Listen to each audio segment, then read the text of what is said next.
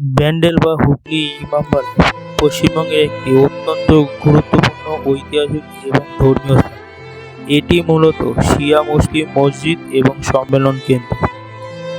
বর্তমানে বিশাল এই কাঠামোটি 1841 সালে বিখ্যাত দানবীর হাজী মোহাম্মদ মহসিনের দান করা অর্থে নির্মাণ কার্য শুরু করা হয় এবং 1861 সালে এর কাজ সম্পন্ন হয়।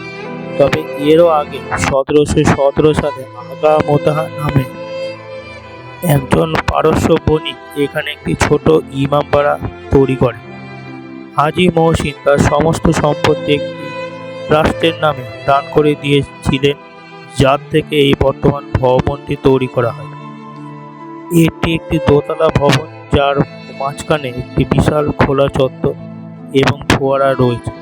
এর প্রধান স্থপতি ছিলেন বিখ্যাত গণিতজ্ঞ সৈয়দ কেরামত আলী।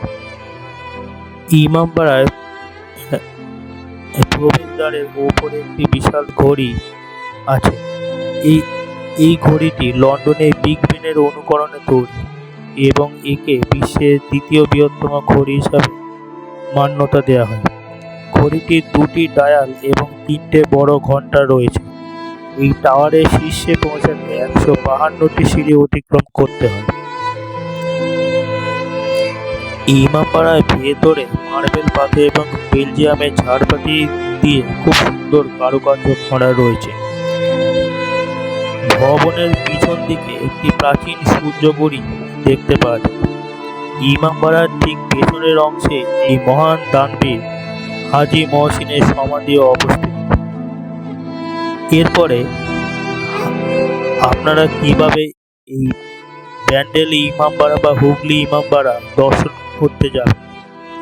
হাওড়া স্টেশন থেকে মেন লাইনের লোকাল ট্রেনে ব্যান্ডেল বা হুগলি স্টেশনে নেমে অটো বা টোটো ধরে সহজেই আপনি ইমামবাড়া পৌঁছে যেতে পারেন।